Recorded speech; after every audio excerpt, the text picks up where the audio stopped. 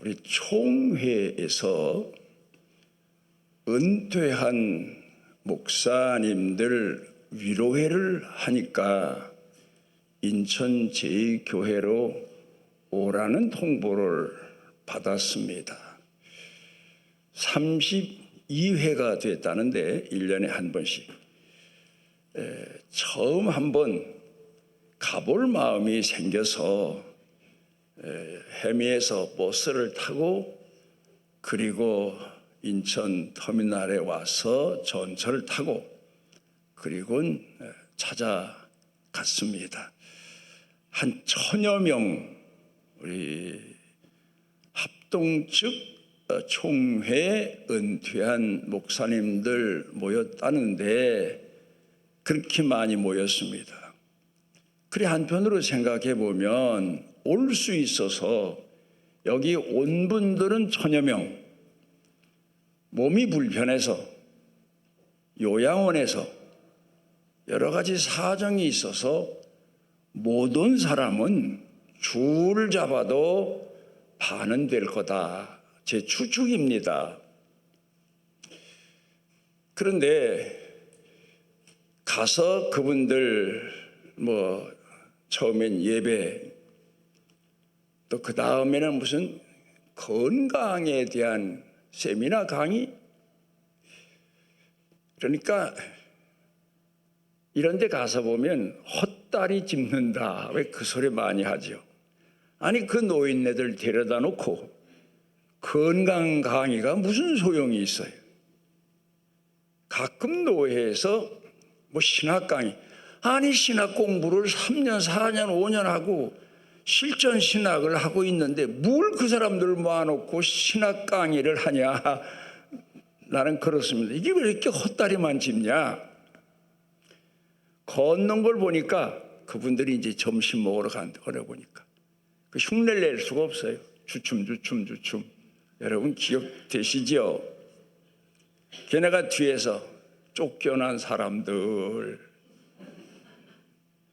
누가복음 16장에 예수님 비유 중에 포도원에서 쫓겨날 뻔한 사람 얘기 있잖아요.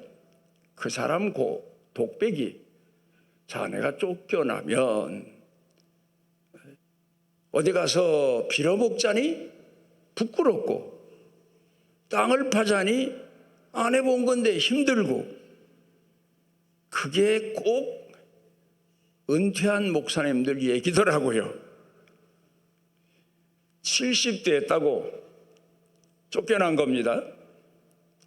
그리고 나서 우리 주변 친구 중에 복이 있어서 2년 후에 간 분도 있고 3년 후에 간 분도 있는데 그건 복이에요. 목회 끝나고.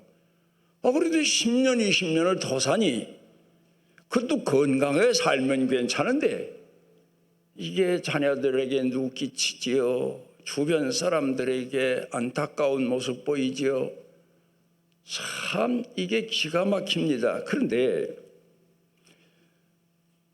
통합 측 총회는 시골교회까지 은퇴한 목사님들의 생활비 지원에 관한 규칙을 만들어서 은퇴하고 나면 얼마간이지만 그래도 기초 생활은 할 수 있는 거가 지급이 됩니다.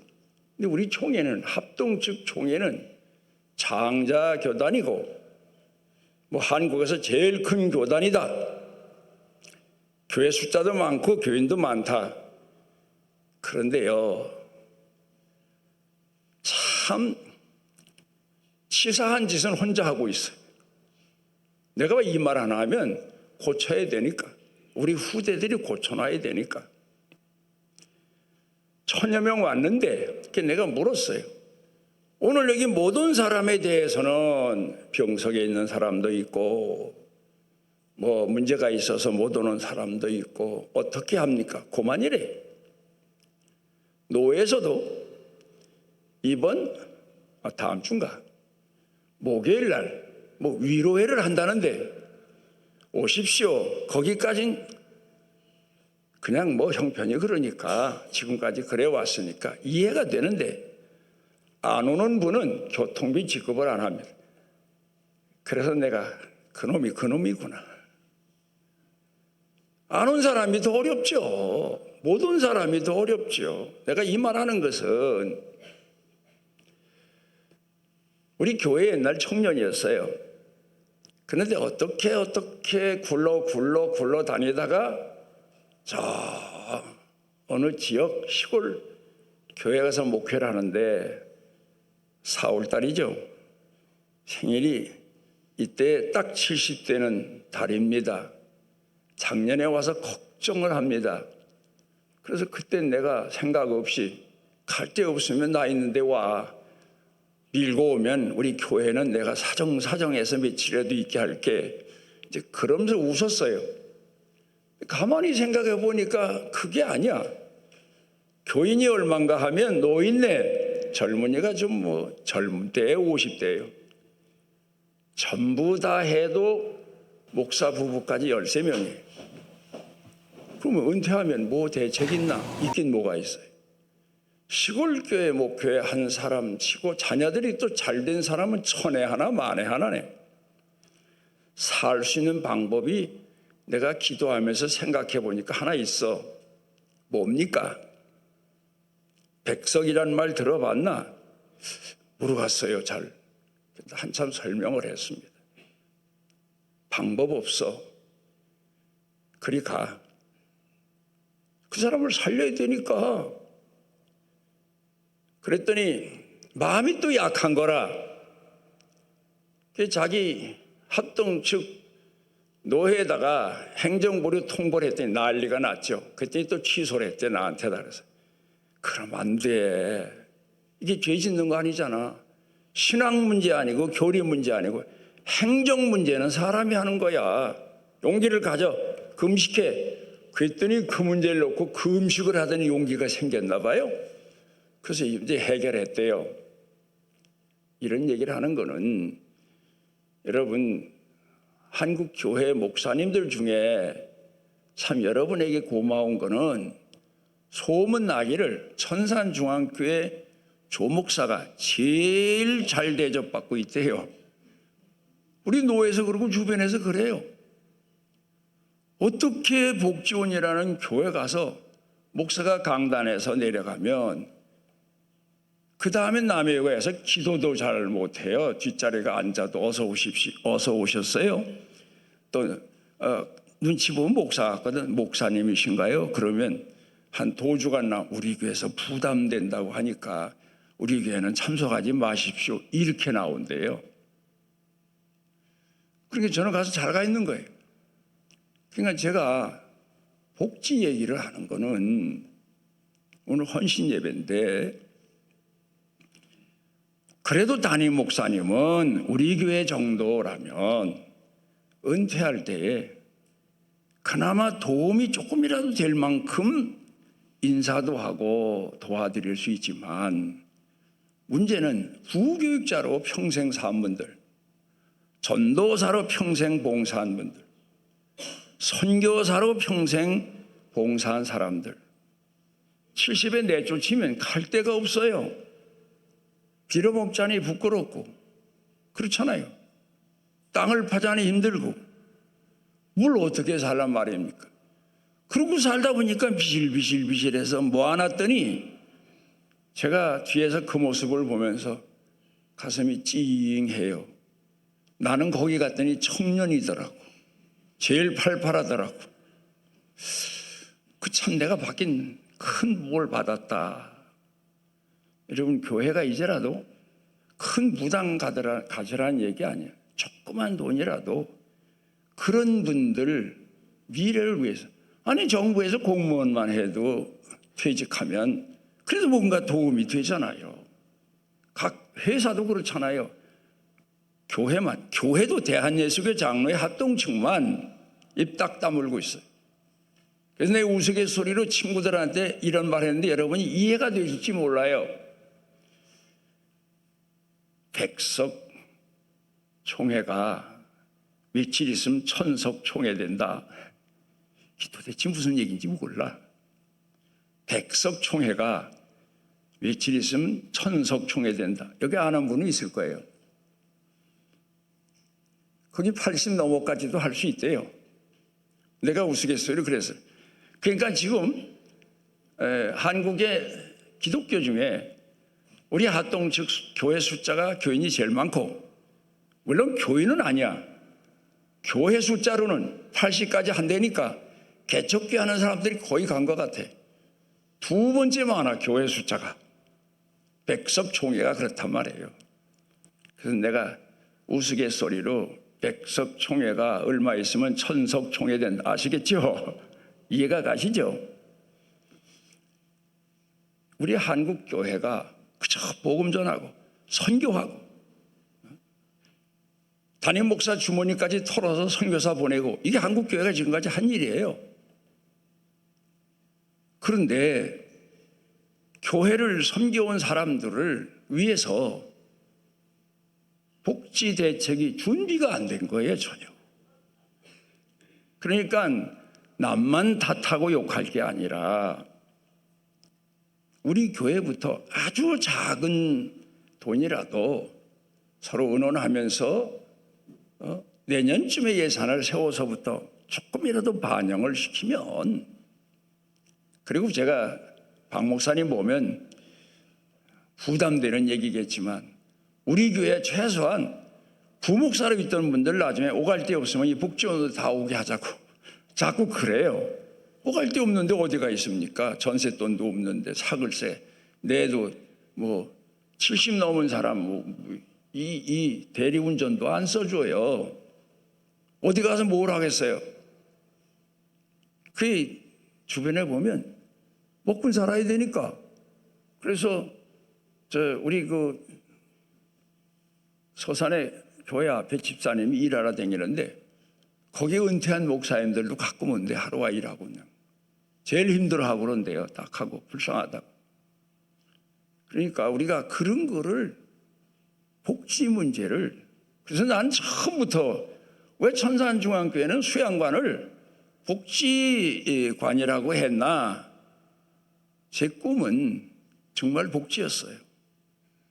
거기서 요양원도 하고 뭐 이러려고 꿈을 가졌었는데 못했어요. 그게 참 마음에 걸려요.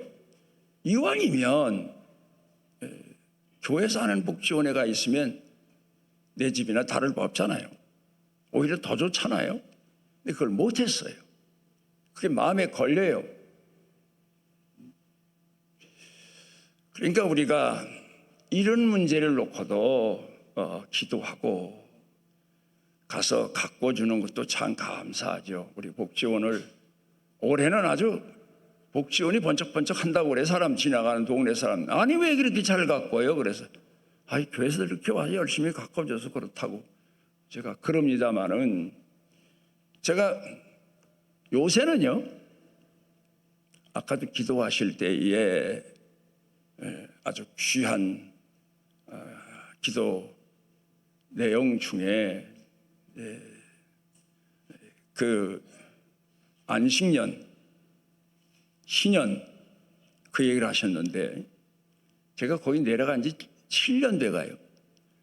하나님이 7년 만에 교인 둘을 딱 보내주셨어요. 초신자에 아주. 근데 그 공군부대 국방연구원에 다니는 부부가 나오는데 아주 초신자예요. 그런데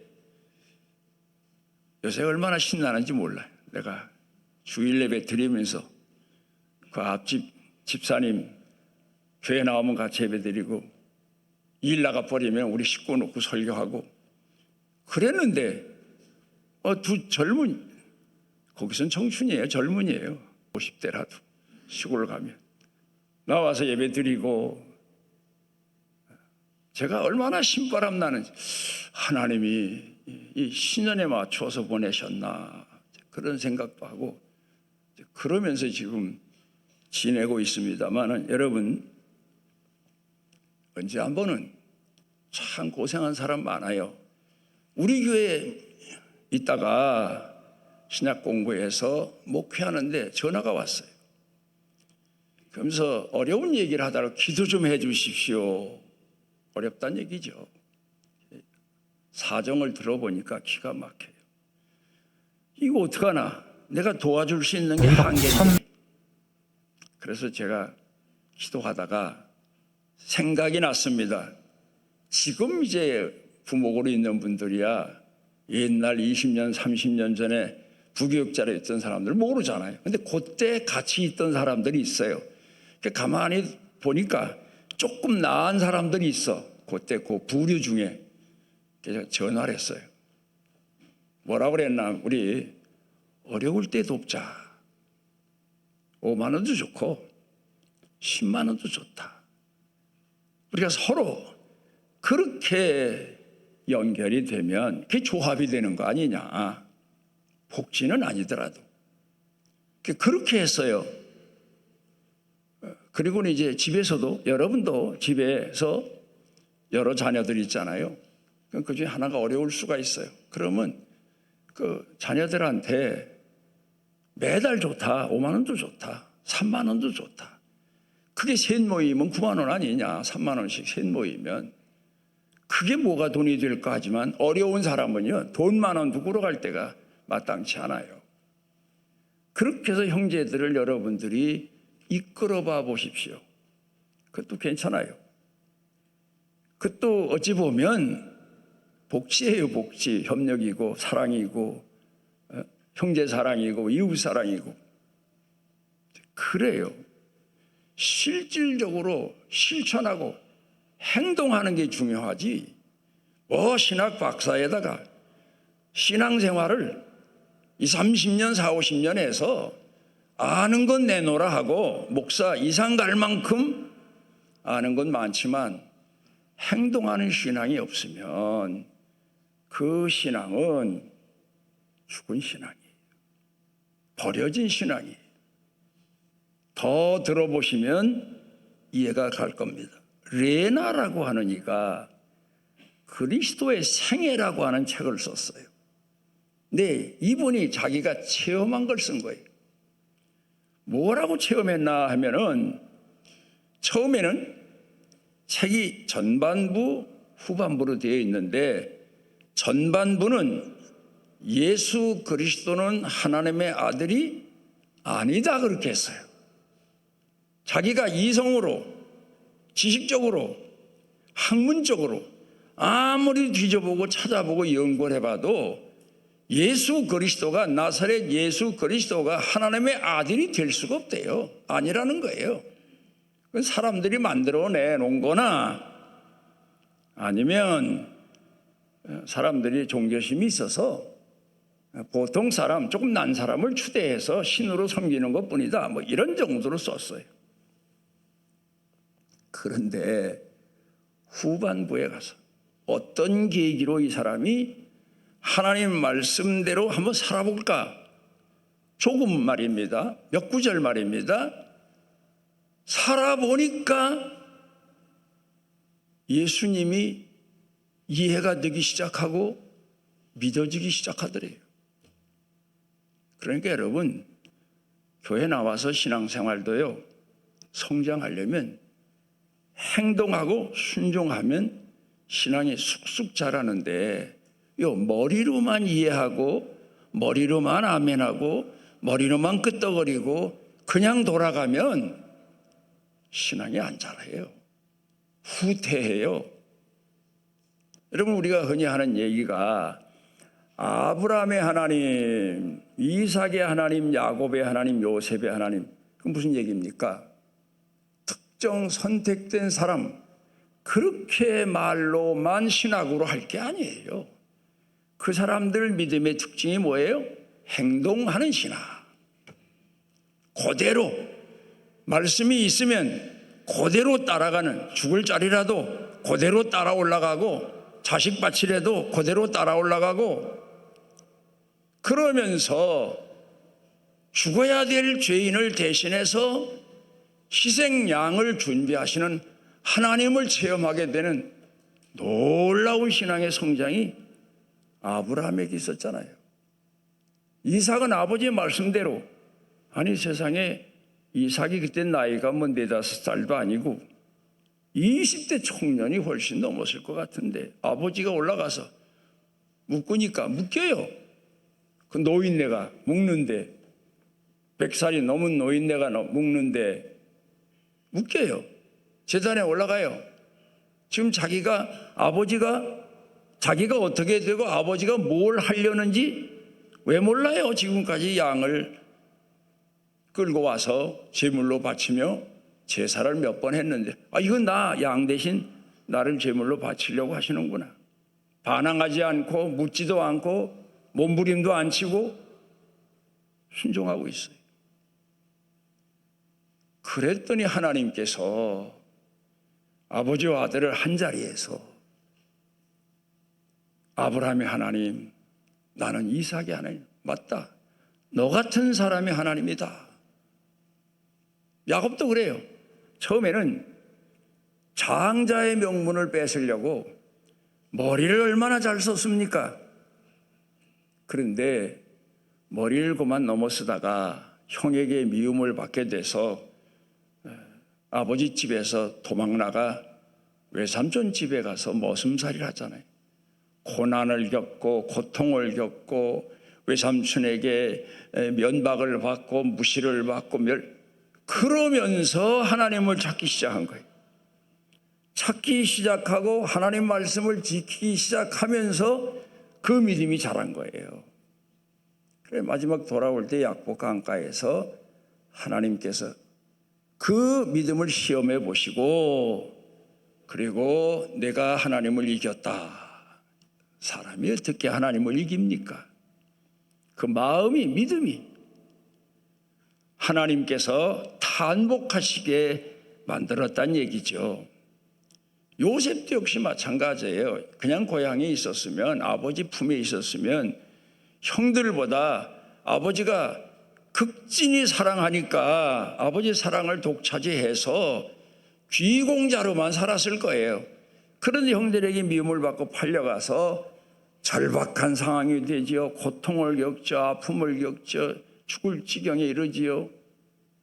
주인 한마디면 그냥 목을 베거나 그럴 수밖에 없는 모함도 받지요. 그런데 하나님을 공경하는 신앙으로 순종하다 보니까 그 믿음이 쑥쑥 자란 거예요.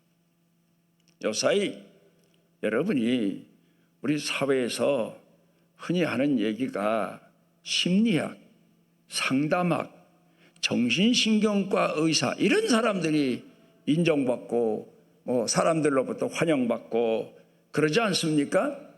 근데 이호선이라고 하는 교수 분들 아마 젊은이들은 어느 정도 아실 거예요. 유튜브 보면은 이분이 하는 얘기가 사람 중에는 두 종류가 있대요.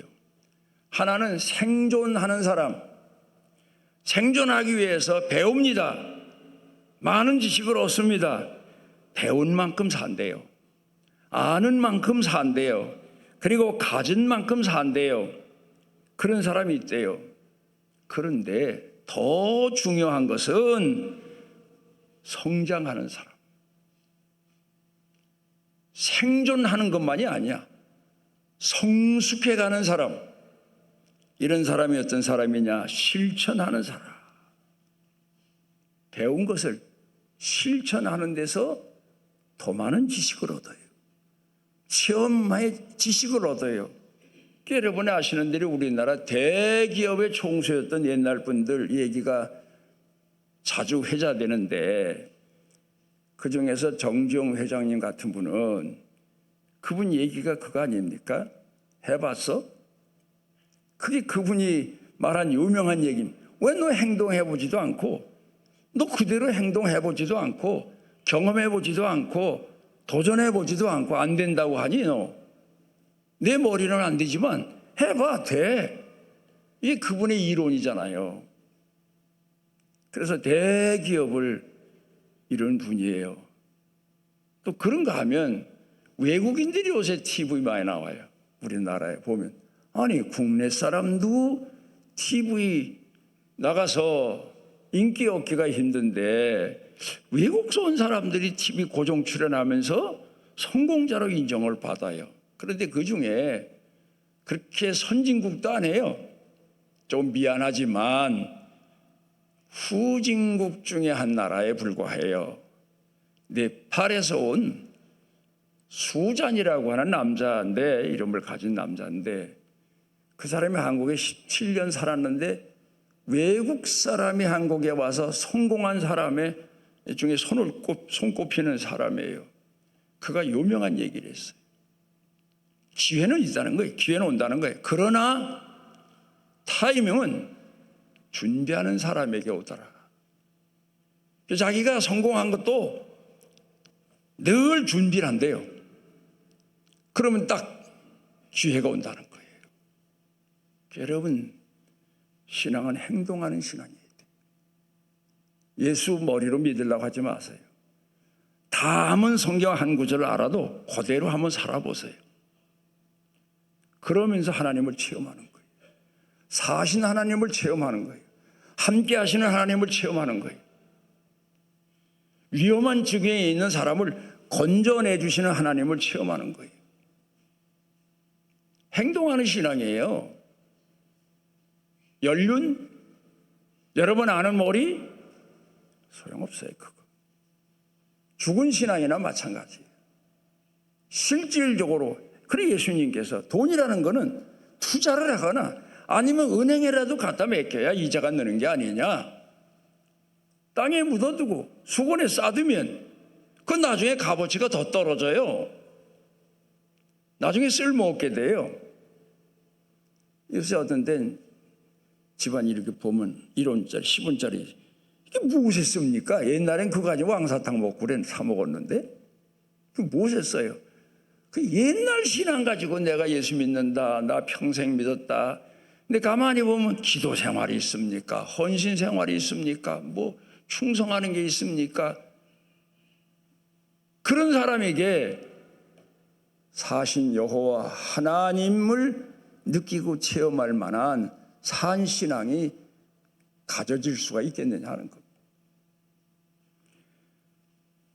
마태복음 5장 13절에 너희는 세상에 소금이니 소금은 좋은 것이로되, 소금은 좋은 거죠. 소금 없으면 여러분 음식을 어떻게 먹습니까? 못 먹어요. 느끼해서 못 먹죠. 소금이 있어야 돼요. 그건 무슨 얘기예요? 소금이 옆에만 있으면 돼요? 소금을 넣어서 소금기가 있어야지요. 소금이 녹아야지요. 소금이 헌신을 해야지요. 소금이 희생을 해야지요. 그래 음식만이 나는 거 아닙니까? 그렇게 되지 않는 소금은 모래죠, 모래. 그냥 밖에 버려워서 지나가는 사람에게 밟힐 뿐이니라. 여러분, 소금은 좋은 거예요. 그리스도인은 참으로 귀한 사람들이에요. 하나님께서 만세전에 택한 사람들이에요. 아들을 보내서 그 아들을 십자가에 못 박고 그 죄값을 대신 치르게 하고 사신 사람들이에요. 금보다 귀하고 세상 그 무엇과도 바꿀 수 없을 정도로 귀한 사람들이에요. 사실 예수 믿는 사람들. 모르는 사람들은 뭐 욕하고 비난하지만, 그런데 예수를 믿는 사람 중에서 희생하고 헌신하고 낮아질 줄 알고 자기 자신을 양보할 줄 알고 그렇게 사는 사람은 집안에서나 이웃 사람들이 있는 곳에 가서나 교회에서나 소금 역할을 당당하게 하는데, 어떤 사람은 성도들 중에 보면 염산 노릇하는 사람이 있더라고. 염산. 그냥 차라리 모래 같아도 좋겠어요. 남에게 누를 끼치고 다른 사람이 시험 들게 하고, 그런 소금은 버린다 그 말이에요. 행동하지 않으면 소금이 소금 되는 거 여러분 아시는 대로 염전에 가보셨죠? 얼마나 많은 사람들이 염전에서 뭐 강제로 끌려가서 노예처럼 노동하는 사람도 있다고 그러잖아요. 옛날에 소금 많이 나오는 지역에 땀으로 이루어지는 거지, 그냥 바닷물 퍼다가 냄비나 뭐 그릇에 놨다가 나중에 보니 소금 됐더라 이 얘기가 아니에요. 자꾸 가서 거물개질을 해야 되고 이게 소금 만드는데 가보셨어요? 아시는 분들 알아요. 그러니까 소금이 되려면 예수 믿는 사람은 연단을 받아야 돼요. 그 과정이 늘 목숨 내걸고 충성하고 헌신하고 막다른 길에 가서 하나님께서 도와주시고 다시 건져내시고 이끌어내시고 다시 세우시고 그런 과정을 수없이 거치면서 녹아지는 소금, 헌신하는 소금, 충성하는 소금이 되는 거예요. 그렇지 않으면 버린다 그러셨어요. 그 다음에 빛입니다. 그런데 이 빛이 태양의 빛이 아니에요. 전기빛도 아니에요. 물론 전기도 공짜로 얻어지는 게 아니에요. 기름을 태우거나 뭔가 없어짐으로 인해서 얻어지는 빛 아닙니까? 그런데 등불로 비유하셨어요. 등불. 등불은 여러분 아시는 대로 조건을 갖춰야 돼요. 기름이 있어야 돼요. 등불은 아무리 큰 등이라 하더라도 그 안에 기름이 없으면, 심지가 없으면 불을 켤 수가 없어요. 그러면 말 아래 둔다, 어디 구석탱이 버려진다, 그 말씀이에요. 그러니까 기름은 예수님 비유를 들어 말씀하셨지만 그 기름을 등에다가 준비하기 위해서 처녀들이 얼마나 노력하면서 그걸 모았겠습니까?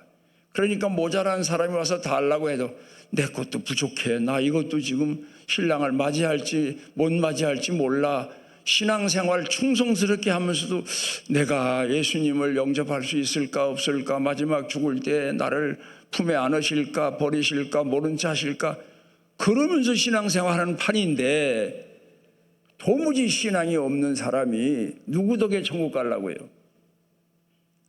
행동하지 않는 신앙은 그래서 등경 위에 두는 게 아니라 말 아래 구석탱이 아니면 고철 파는데 그래 갖다 버린다, 그 말씀이에요.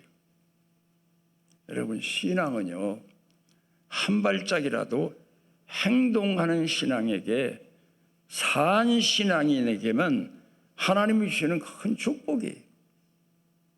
오늘 성경 본문에서 우리가 배우는 교훈이 뭡니까?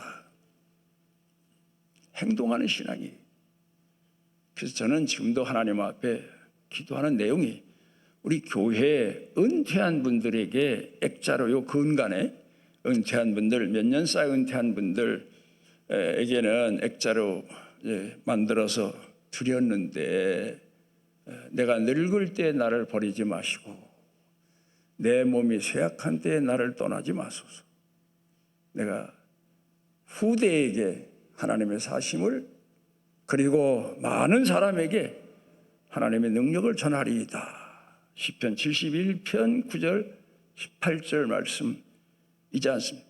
이제 와서 보니까 그게 내 기도예요. 요새 마지막까지 하나님, 나 쓸모없는 다 떨어진 걸레처럼 살다 가지 않게 해주십시오. 제가 요 근간에, 요 주변에, 제 주변에 있는 친구들, 선후배들 소식 들으면 가슴이 찡해요. 저번엔 어느 분으로부터 딱 사진을 받았는데 지금도 눈을 감으면 가슴이 그렇게 찡할 수가 없어요. 그렇게 가슴이 아파요. 그렇게 가는 사람들이 많더라, 그 말입니다. 목사의 품위? 그건 상관없어요. 하나님 앞에 가는데. 근데 그래도 어쨌든 간에 자식들에게 목사로 가야 될 거 아닙니까?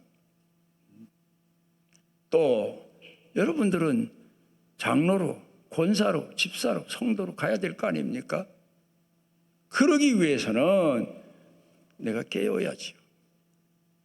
혼자 있다 보니까 목사가 틀에 박혀서 살다가 혼자가 있다 보면 이게 마귀가 나를 시험할 때도 있고, 내 자신이 오늘만 쉬자 그랬다간 죽는다. 그리고는 내가 강제로 내 몸을 이약가 끌듯이 끌러 올라간다니까. 어떤 때는 그 교회 기도하러 새벽에 갈 때, 거기 가서는 기도하고는 혼자 목이 터져라고 찬송, 그거 참 좋아요. 그래서 내가 4, 5시 안 가요. 요새는 1시부터 3시 사이에 가요.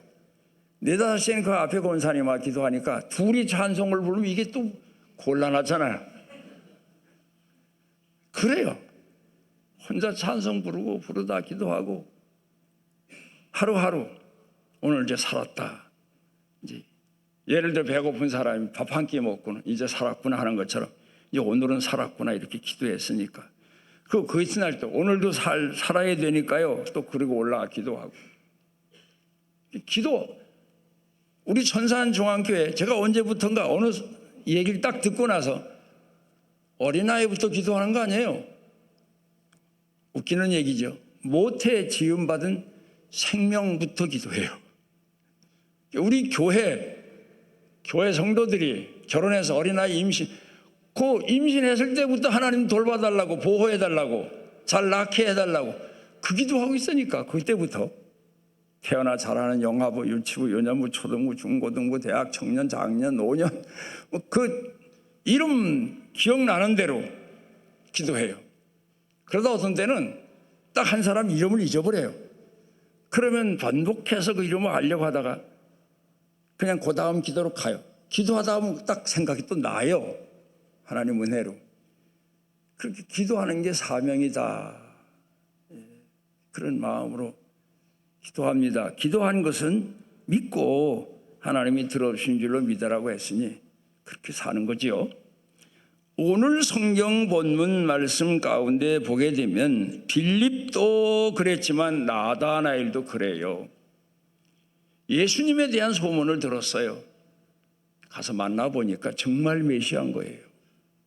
그래서 빌립이 친구 나다나엘에게 가서 예수님에 대한 복음을 전했더니 야 나사렛에서 무슨 귀한 게 나오겠느냐. 왜냐하면 거기는 유대인들이 천시하고 멸시하는 지역이에요. 사마리아 다음 가는 지역이에요.